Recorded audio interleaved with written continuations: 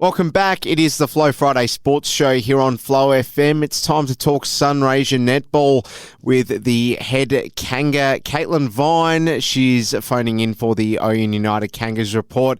Good to be with you again, Caitlin. How you doing? Thanks, Alice. Good to be back. Round 2. Let's do it. Absolutely. Go Kangas, as they say down there in your patch. Well, it is Irymple who you're looking towards this week. But firstly, let's just talk about last week. We'll get the Ouyen report from you. So fill us in on how the various Ouyen teams got on in round 1. Yeah, we had a really good start to the season. We're really happy with how our day went. It was a balmy 24 degrees, but I think it felt like it was about 42 on the court. There was definitely some sweaty netballers getting around.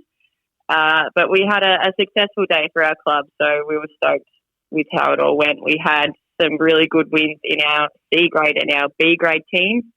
They were exceptional on the court. It was fantastic to see. Our 13-1s had a really good win, which is exciting for our juniors. Our 15-1s had a close game, and the margin only increased in the dying end of that last quarter, losing by 6, which is a great effort by our 15-1s. And our little under-11s, which is unofficial, but I umpired the little under-11s on Saturday, and they absolutely starred. A lot of these young girls played summer netball in Mildura, and you can tell that that's paying off. Their skills are fantastic for their age. So some little up-and-coming stars in the under-11s, which was exciting to see. Our A grade, we had a really tough tussle with Merbein.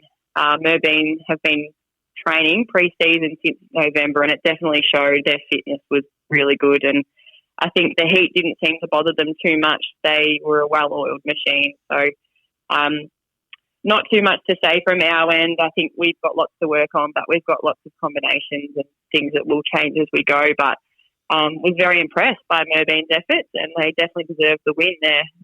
We lost by 8 goals, so it was 32-40. Otherwise, overall, a good round, and looking forward to this week. There we go. Well, a bit of a shock result there for the A grade, Caitlin.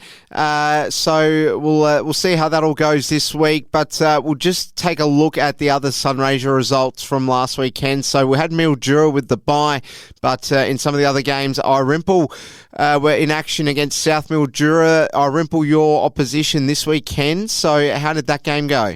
Yeah, I can't even remember who I picked last week. It seems like forever ago, but South managed to come on top against Irymple, 42-34. So still a relatively close game, but South coming out on top. So will be interesting to see how we come up against Irymple this week. I know that they have previously been a strong team, so we've got a very different fit out, as we'll talk about a bit later, for this week. But we'll see. Hopefully we can get on top of Irymple as well.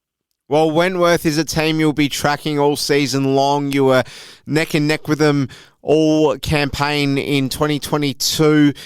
So they came up against Robinvale Euston. I think we called this as possibly being the game of the round last weekend. Did we get that type of affair?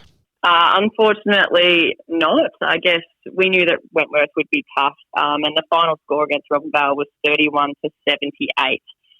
78 goals in a netball game is just ridiculous. So very, very strong. And you know what? Robinvale, 31 goals, that's still a great score. So it would have been a really good game to watch, no doubt. I think Wentworth just seems to be getting stronger and stronger. They've had a huge in their team this year with Courtney Wakefield. She's a Richmond star who recently retired from AFLW and has returned back home to play netball. So putting her in the mix with Wentworth's already tough defence will make them really hard to beat. And I guess looking at that score, you can see that they would have been unstoppable on the weekend. Wow, there we go. Well, we'll take a look at the last result from last weekend. Redcliffe's up against Imperials. How did this one unfold? This might have ended up being the game of the round, I think. Imperials and Redcliffe drew right on the last few dying seconds. It was 41 each, so very exciting game. The player of the round was Jasmine Parker from Redcliffe. She's a young shooter, and she actually scored 40 of the team's 41 goals. So that's an amazing effort. to score so many goals. She must have been a strong shooter and a good target in the goal ring there. So an exciting match for those two. Redcliffe look like they might be up and coming this year. There we go. Well, let's look ahead to this weekend, Caitlin, and it's all about the opposition being Irymple. The game will be at Irymple, and we've got the A grade getting into it from 12 o'clock, and the teams have dropped, and the Kangas fans would have been pretty shocked with one certain omission in the A grade. No Caitlin Vine in the team. What's going on there?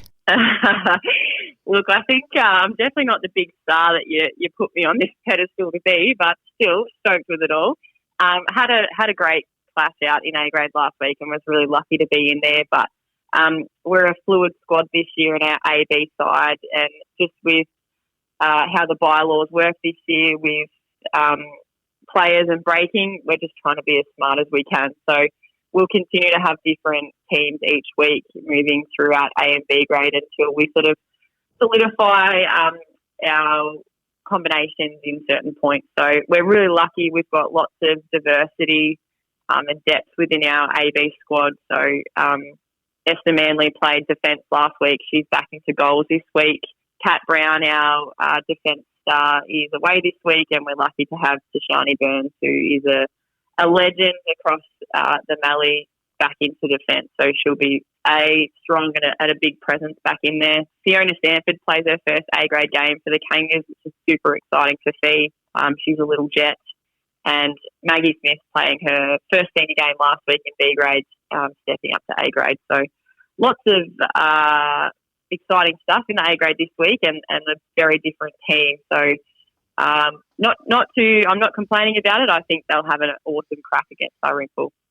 Well, there's no harm in changing things up sometimes, particularly when you're coming off a result that was not an ideal one to kick things off for the season.